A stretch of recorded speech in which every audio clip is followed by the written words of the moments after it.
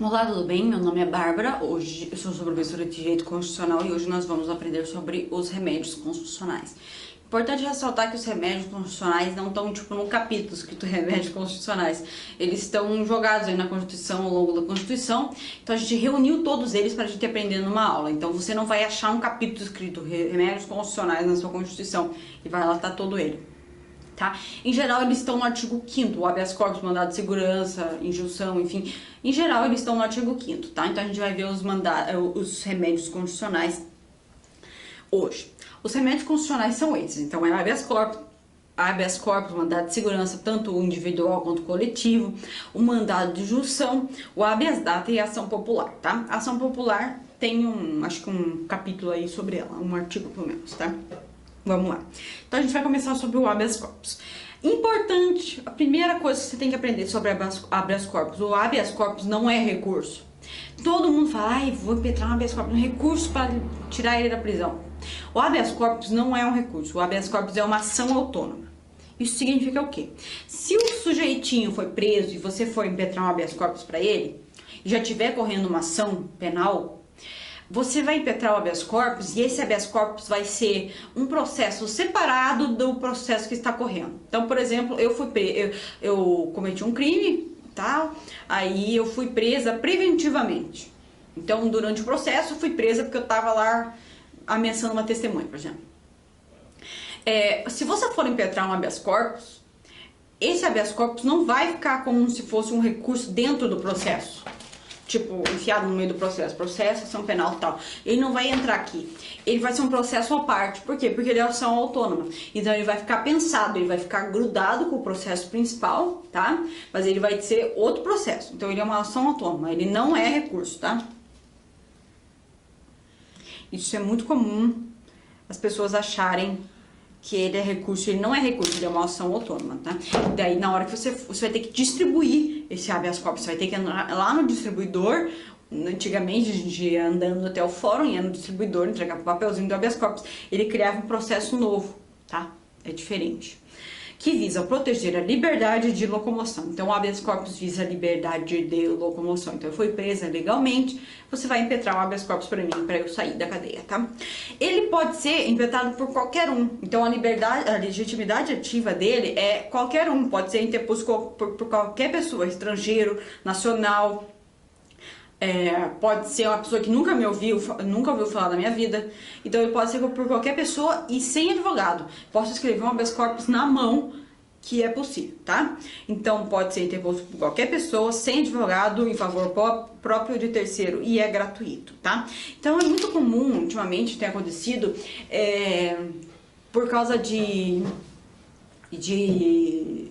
matérias de corrupção na mídia, acontecer de um advogado do Rio Grande do Sul impetrar um habeas corpus pro Michel Temer não ser preso em Brasília. O Michel Temer nunca ouviu falar do cara e o cara foi lá e impetrou um habeas corpus. Isso é plenamente possível. Qualquer um pode impetrar um habeas corpus por qualquer um, tá? Se eu nunca conheci o fulaninho que lá no interior da Bahia está sendo preso, eu posso impetrar um habeas corpus para soltar ele. Não interessa se ele me conhece ou não, não interessa se eu sou advogada ou não interessa nada, tá? E também posso impetrar um habeas corpus para mim mesmo. Então eu tô presa lá, eu posso pegar um papel e escrever o habeas corpus, tá? Legitimidade passiva. Então, qualquer pessoa pública ou privada. Isso é interessante, por quê? Porque, por exemplo, existem casos, por exemplo, eu fui internado num hospital particular e eu não tenho dinheiro para pagar o hospital. Aí eles não querem me dar alta porque eu não tenho dinheiro para pagar o hospital. Eu posso impetrar um habeas corpus para sair do hospital, porque nenhuma pessoa pode me privar da minha liberdade. Então existe possibilidade de impetrar um habeas corpus porque eu tô presa dentro do hospital e eles não querem me deixar sair porque eu não paguei a conta do hospital. Isso é muito possível. Então tanto pessoa pública quanto privada pode ser a pessoa contra a qual o habeas corpus vai ser impetrado. Então a gente chama assim o sujeito que está preso de paciente, tá? Do habeas corpus, tá? Então, quem tá preso lá é o paciente, tá? Então, você coloca na petição, autor, eu, paciente, fulaninho de tal que tá preso, tá? É isso aí. E autoridade coatora, a pessoa que mandou prender, tá? É isso aí. Ele pode ser preventivo ou repressivo. O habeas corpus pode ser preventivo, ou seja, eu sei que vou ser presa, então eu vou impetrar um habeas corpus agora para evitar que aquela prisão aconteça. Isso se chama salvo-conduto, tá? Então, quando há a possibilidade de restrição de liberdade, então eu impetro um habeas corpus preventivo, e esse habeas corpus ele libera esse salvo-conduto que impossibilita de qualquer um de me prender. Isso acontece muito nas CPIs. Então, por exemplo, tem uma matéria aí polêmica, eu vou falar tudo na CPI lá. Então, eu impetro um habeas corpus preventivo, tenho um salvo-conduto, então se eu falar qualquer coisa dentro da CPI, ninguém pode me prender na CPI. Isso é muito comum na CPI, tá? Salvo-conduto. E repressivo, ou seja, eu já estou presa. Então, nesse caso, a pessoa já teve o seu direito de locomoção, sua liberdade de locomoção tolhida, então ela já está presa, aí a pessoa vai, impetra o habeas corpus para soltar, tá? Isso vai ter o alvará de soltura. Então, quando é preventivo, quando a pessoa não teve a sua liberdade de locomoção ainda tolhida, é salvo-conduto, tá? Para evitar que a prisão aconteça. E a repressiva é quando a prisão já aconteceu e eu vou ter que impetrar o habeas corpus para soltar a pessoa. Aí é o alvará de soltura que vai ter, tá? Então, é salvo-conduto e alvará de soltura, são duas coisas diferentes, tá? E agora, então a gente já viu o habeas corpus era para liberdade de locomoção. Então, o habeas corpus pode acontecer para isso. O habeas corpus, ele também acontece às vezes para trancar ação penal, dependendo da situação, tá? Mas é muita discussão do STF aí. É melhor a gente falar só sobre o habeas corpus puro e simples habeas corpus, tá? Agora a gente vai mandado de segurança. O que é mandado de segurança? Tem o individual e o coletivo. O mandado de segurança visa proteger direito líquido e certo, não amparado por habeas corpus ou habeas data. O que é direito líquido e certo? Em geral, o direito líquido e certo é aquele que está amparado na lei. Então, por exemplo, eu tenho direito à saúde, tá? E eu quero uma vaga de UTI. E certo é o quê? Certo é o quê? Que ele não tem... ele não precisa de dilação probatória.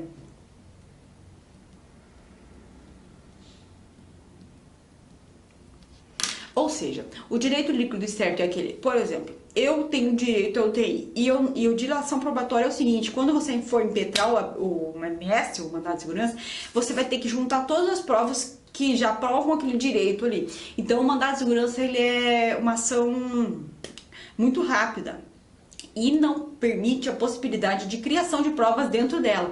Então, você tem que impetrar você tem que ajuizar o MS, o mandado de segurança, e já com as provas ali. Então, por exemplo, eu tenho um direito à UTI, estou quase morrendo. Eu tenho as provas que eu tenho direito à UTI e estou quase morrendo. Então, eu junto tudo no mandado de segurança e impetro no mandado de segurança ali, entendeu?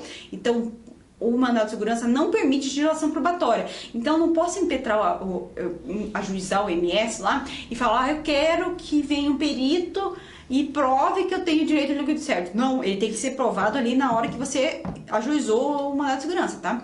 Então, por exemplo, isso acontece em concurso público, que o sujeito não é nomeado, aí tem o edital, tem a lista de classificação, ele já coloca tudo no mandado de segurança, não precisa de dilação probatória.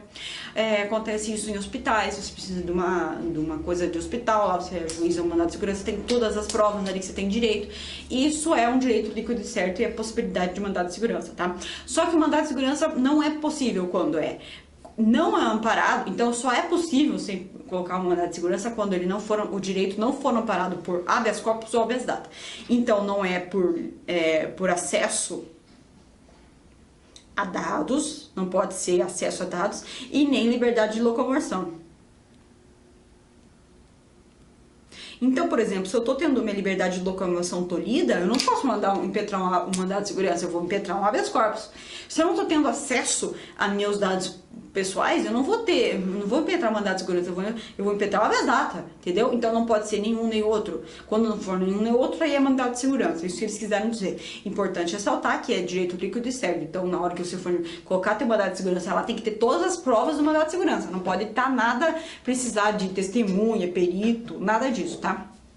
Exceto quando o documento para provar o seu mandado de segurança esteja na posse do fulano de tal.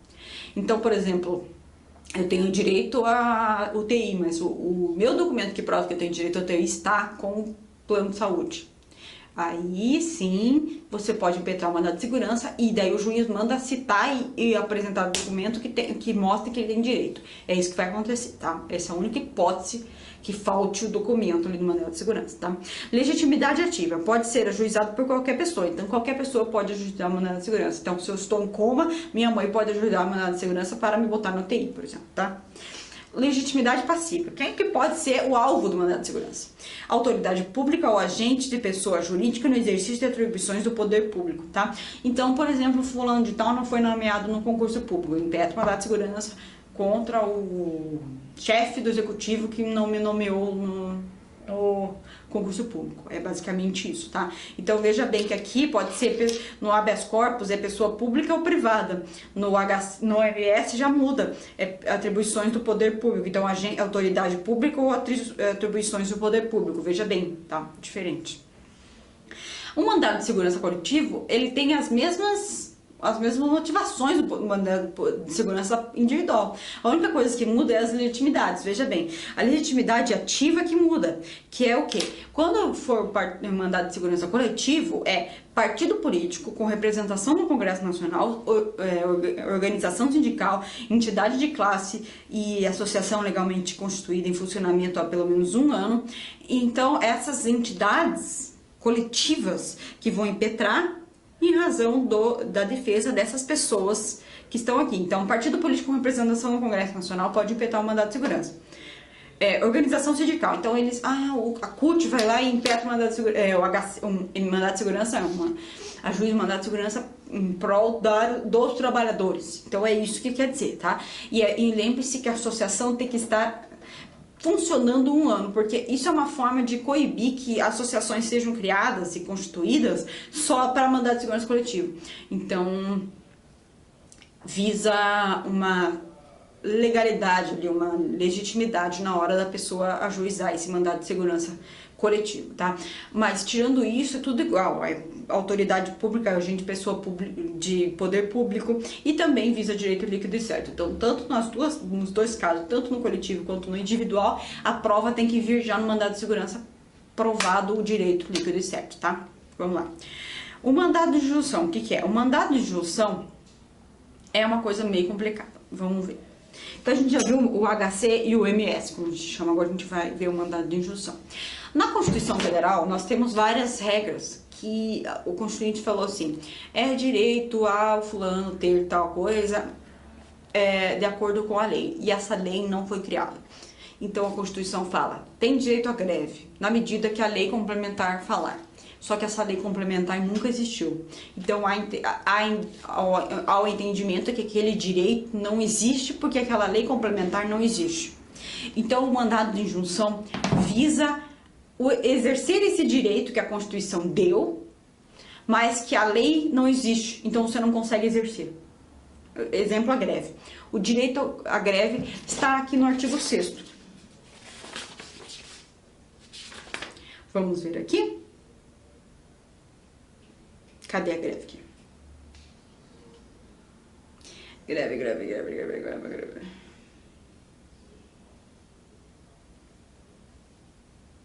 Gente, eu tenho que ler a greve aqui porque...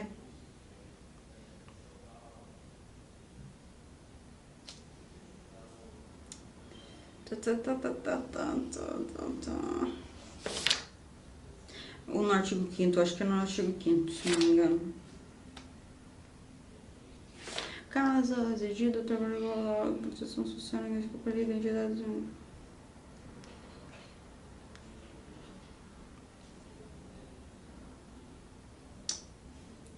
Enfim, não lembro aqui onde que está o direito à greve, mas é o seguinte. O direito à greve é isso. A Constituição fala, os trabalhadores têm direito à greve, os funcionários públicos têm direito à greve, conforme lei complementar. E essa lei nunca foi editada. Aí os funcionários públicos queriam fazer greve, mas eles não tinham como fazer greve porque não tinha lei complementar editada. Aí o que acontece? O funcionário público entra com mandado de injunção e fala, eu tenho direito constitucional à greve. E eu quero que esse fulano que não editou a lei, edite a lei, ou me conceda o direito à greve sem a lei. É isso que o mandado de injunção faz. Então, vamos dizer aqui, ó. Visa suprir falta de norma regulamentadora que torne inviável o exercício de direitos e liberdades constitucionais e prerrogativas inerentes à nacionalidade, soberania e cidadania. Ou seja, eu tenho direito à greve, só que essa norma regulamentadora não existe. Nunca foi editada. Então, eu quero suprir, eu quero fazer greve, mesmo que não tenha essa norma complementadora, regulamentadora. É isso que o mandado de injunção faz. Então, a legitimidade ativa do mandado de injunção é qualquer pessoa física ou jurídica.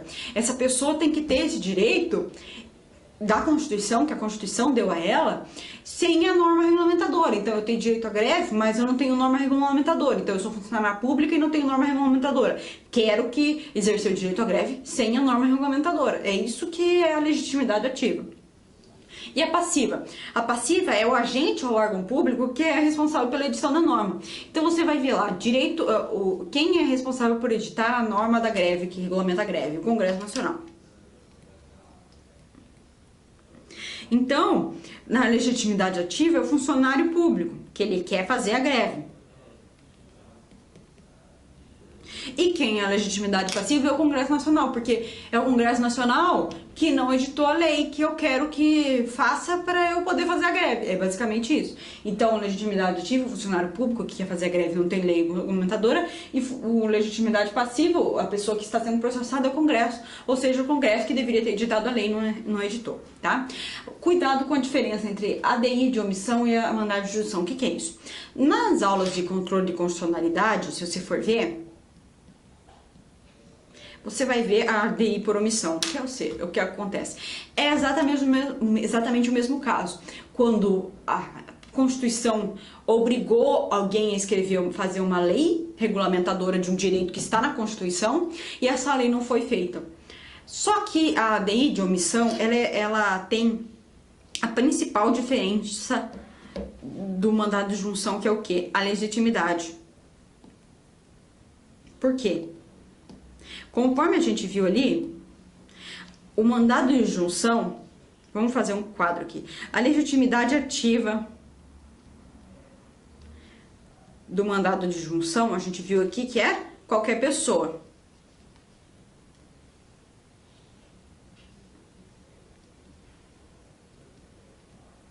Então, qualquer pessoa que esteja esse direito constitucional tolhido pela falta de norma regulamentadora pode ajuizar o mandado de injunção, não é verdade?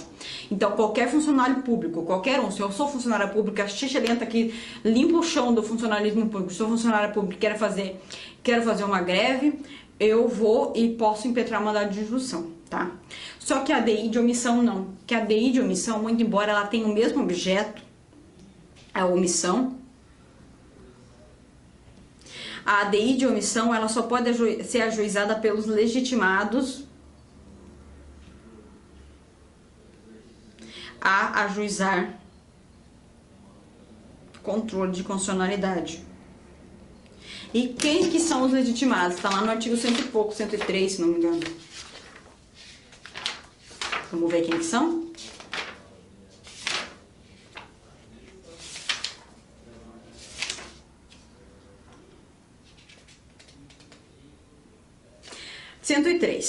Podem propor ação direta de inconstitucionalidade e declaratória de constitucionalidade, e também é aplicado pela ADI de omissão.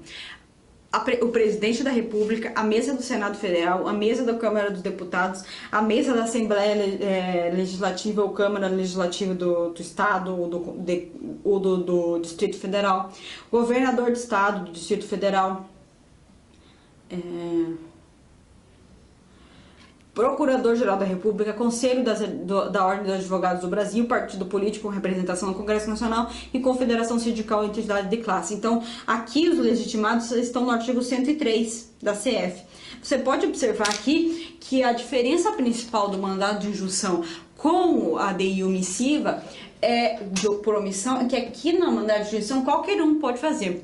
E aqui no ADI de omissão, só os legitimados do artigo 103. Tá? Então preste bem atenção, essa é a principal diferença entre a ADI de omissão e mandado de injunção. Na ADI de omissão, aqui também vai haver a determinação, em tese, pela Constituição, vai haver a determinação o que o STF vai determinar, o poder que tinha que fazer aquela norma e não fez, faça. E vai valer para todo mundo. Aqui no mandado de junção, não. Então, eu fui autorizada a fazer greve. Então, esse mandado de junção vai ser somente para mim. Então, só vai valer para mim, não vai ser erga omnes, não vai ser para todo mundo. Então, outra diferença é que aqui é erga omnes, todos. E aqui é somente para a pessoa. Aqui, importante ressaltar que o mandado de junção pode ser ajuizado, tipo assim, Associação dos Funcionários Públicos da Câmara Municipal de Fortaleza, pode ser, tá? Então pode ser para um conjunto daqueles funcionários públicos que ajuizaram o mandado de junção, mas é diferente do ADI de omissão, que é para todo mundo. Então vamos supor, se um legitimado da ADI de omissão faz a ADI de omissão pelo 1 do 103, ajuiza a ADI de omissão, e ela é julgada, beleza, você tem direito à lei de omissão, faça a lei, faça a norma regulamentadora de greve dos funcionários públicos, essa lei vai valer para todo mundo, então todos os funcionários públicos vão ser atingidos por ela. Mas se eu faço um mandado de junção, para eu fazer greve só vai valer para mim aqui. Então essas são as principais diferenças entre mandado de junção e ADI de omissão. O que é? A ADI de omissão só vale só quem pode ajuizar os legitimados do artigo 103. O mandado de junção qualquer pessoa que tem o direito, óbvio, né? O mandado de junção vale para a pessoa. A ADI de omissão vale para todos. Essas são as principais diferenças de mandado de junção, tá? Então a gente já viu o habeas corpus, mandado de segurança e mandado de junção. Agora a gente vai ver habeas data. O que é habeas data? Habeas data é uma ação autônoma que você faz, você ajuiza, para você proteger ou ter acesso ou retificar dados seus, tá? Então, visa proteger direito relativo à informação e retificação sobre a pessoa impetrante constante nos bancos de dados. Ou seja, você vai querer acesso aos dados,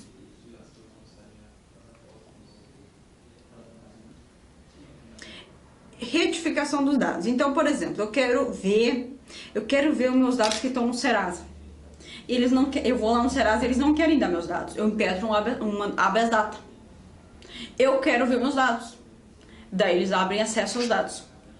E eu quero retificar meus dados e eles não me deixam retificar. Daí eu posso também ajuizar um habeas data para retificar meus dados, tá?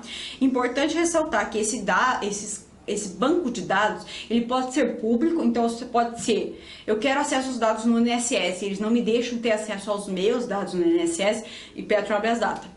Ou pode ser particular com caráter público, ou seja, Serasa, a SPC Serasa.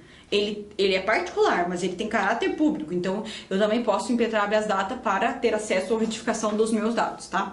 Mas um dado importante é o que? Ele é gratuito, só que essa é a principal regra aqui, isso cai muito em concurso público, o quê? Eu não posso impetrar habeas data para ter acesso a dados de terceiros. Só é possível a impetração do habeas data para ter acesso pessoal da pessoa. Então, eu tenho que impetrar o habeas data para ver os meus dados, para retificar os meus dados. A fulaninha só pode impetrar habeas data para ver os dados dela e retificar os dados dela. Não existe possibilidade de terceiro ajuizar habeas data para ver dados de terceiro. Tá? Então, nunca vai ser possível isso, tá? Então, só pode haver habeas data para dados do impetrante do habeas data, nunca de terceiros, tá? Aqui, ó, deve ser primária. Então, olha, veja bem, por exemplo, eu vou pro Serasa e quero ver meus dados, só que eu não perguntei pro Serasa se eu posso ver meus dados e já impetro o habeas data, ele vai ser negado. Por quê? Porque o habeas data só vai ser ajuizado e só vai ser aceito quando há uma negativa administrativa, recusa administrativa. Por exemplo, eu fui no Serasa, falei, eu quero ver meus dados CPF tal. Aí o Serasa fala, não quero te dar teus dados. Não quer? Não. Vou fazer um recurso administrativo. Não vai dar. Não quero. Não vou dar teus dados. Aí eu impetro o habeas data. Entendeu? Agora, se eu não vou no Serasa e não pergunto se eles querem dar meus dados e impetro o habeas data para ter acesso aos meus dados, não pode. Então tem que ter uma recusa administrativa no fornecimento das informações, tá? Ou, por exemplo, eu tenho acesso aos meus dados, só que daí eu quero retificar e o Serasa não quer retificar. Aí eu também posso impetrar habeas data para ter a possibilidade de retificar porque houve recusa da retificação dos dados, tá? Então tem que ter a recusa prévia, administrativa daquilo ali e ou recusa de acesso ou recusa de retificação, tá? Então, o habeas data serve tanto para acesso de dados quanto para retificação de dados, tá? Quem que pode ajuizar o habeas data? Conforme eu falei, qualquer pessoa jurídica ou física, então vale tanto para física quanto jurídica, até porque a possibilidade de dados, tanto de física quanto de jurídica, diferente do habeas corpus. O habeas corpus nunca pode ser ajuizado para pessoa jurídica, porque não há liberdade de locomoção de pessoa jurídica, porque pessoa jurídica não existe, é uma ficção jurídica. Então, habeas corpus só vai poder existir para pessoa física. Já o habeas data existe para pessoa física quanto para pessoa jurídica, só que essa pessoa tem que ser a dona dos dados. Jamais essa pessoa vai poder ser de terceiros, tá? Então, nunca vou poder impetrar um habeas data para ver os dados da minha mãe. Não. Só minha mãe pode impetrar habeas data para ver os dados dela, tá? E a legitimidade passiva? Quem que vai ser a pessoa que negou esse acesso aos dados? Pode ser entidades governamentais, então eu quero ver meus dados no INSS, eles não deixam ver, impetro habeas data. Ou pessoas jurídicas particulares, mas que tenham caráter público ou registro de dados públicos, ou seja, o Serasa. O Serasa, ele é particular, só que ele tem um banco que é de caráter público, então eu posso impetrar um habeas data contra o Serasa caso eles me neguem retificação ou acesso aos meus dados. Lembre que tem que ter uma negação anterior, tá? Agora, a gente vai para a ação popular. Ação popular, então vamos ver. Então, primeiro a gente viu habeas corpus, liberdade de locomoção, mandado de segurança, direito líquido e certo, não amparado por habeas corpus ou habeas data nenhum, tá? Mandado de instrução, um direito que tem na Constituição, mas não tem regra, uma lei regulamentadora, impetro para ter direito, tá? Habeas data, quero ter acesso ou retificar meus dados, e não me deixo. Agora, o que é ação popular? A ação popular, ela visa essas 4 coisas aqui. Vamos lá ver? A proteção ao patrimônio público, entidade que do Estado participe, a proteção à moralidade administrativa, proteção ao meio ambiente e patrimônio histórico-cultural. Então, vale para todas essas coisas. Então, a ação popular pode ser ajuizada por qualquer pessoa, desde que ela tenha um título de eleitor. Isso é importantíssimo, tá? Na petição inicial da ação popular, você tem que colocar lá fulaninho de tal, título de eleitor número tal, tá? Então, se você não tem título de eleitor, você não pode ajuizar a ação popular, tá? Então, ela visa a proteção do patrimônio público. Então, por exemplo, o poder público vai destruir a igreja de 400 anos. Ação popular, não quero que destrua, porque aquilo ali é um patrimônio histórico cultural, ele faz parte do meio ambiente cultural e ele é um patrimônio público. Ou o fulaninho de tal tá desviando dinheiro, eu vou entrar com uma ação popular, fulaninho de tal tá desviando dinheiro da prefeitura, isso aqui é proteção do patrimônio público e moralidade administrativa. Então a ação popular visa isso, tá? Importante, que eu não coloquei nesses slides aqui, a ação popular sempre vai andar na primeira instância. Então, pode ser uma ação popular contra o presidente da República. Ela vai andar na primeira instância estadual, tá? Por quê? Porque ela é um caráter popular mesmo, tá? Então, não é para andar lá no STF. Então, a ação popular visa essa proximidade com a justiça. Então, sempre vai andar na primeira instância. Pode ser contra o presidente da República, pode ser contra ministro do Estado, qualquer um. A ação popular vai andar na primeira instância, tá? Qualquer cidadão pode ajuizar a ação popular. Então, a legitimidade ativa é qualquer cidadão que tenha gosto de direitos políticos. Então, ele tem que ter o título de eleitor e não pode ter não pode estar com os direitos suspensos ou cancelados, tá? Ele tem que estar com o gozo dos direitos políticos, então não pode estar nem suspenso nem cancelado. Por exemplo, se você deixou de votar nas últimas 3 eleições e não justificou, você vai ter a suspensão dos seus direitos políticos. Aí você não vai poder ajuizar uma ação popular, porque você está com os direitos políticos suspensos. E esse título de eleitor tem que estar na petição inicial, tá? É uma exigibilidade da ação, tá? Umas condições da ação. Legitimidade passiva. Pessoas públicas ou privadas, autoridades ou funcionários administradores. Então, tudo que estiver manejando proteção ao meio ambiente, moralidade administrativa, histórico-cultural, ação popular neles, tá? É para isso. Opa! Aqui, importante ressaltar, as custas você não paga para ação popular, tá? Custas e ônus da sucumbência não são pagos. Então, se você perder a ação, ou se você tiver que pagar perícia, qualquer coisa assim, vai ser tudo isento porque você está numa ação popular. Só que se for provado que você ajuizou essa ação popular para prejudicar, ou seja, para má fé, você vai pagar as custas e os ônus processuais, tá? Então, em geral, ela é de graça, mas precisa, caso comprovada má fé, mas você precisa de advogado para ajuizar. Tá?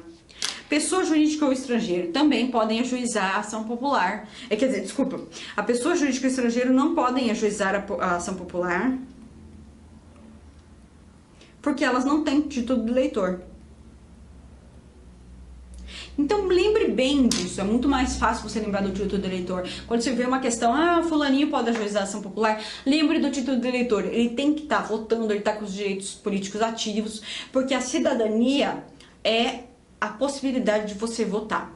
Então, se você está com os títulos cancelado, suspenso, ou você não justificou, enfim, tudo isso, você não vai poder ajuizar a ação popular, tá? Então, você tem que estar em gozo dos seus direitos políticos e na ação lá, na inicial, você tem que colocar seu título de eleitor lá na ação, porque senão você não vai, a sua ação popular não vai ser aceita, tá?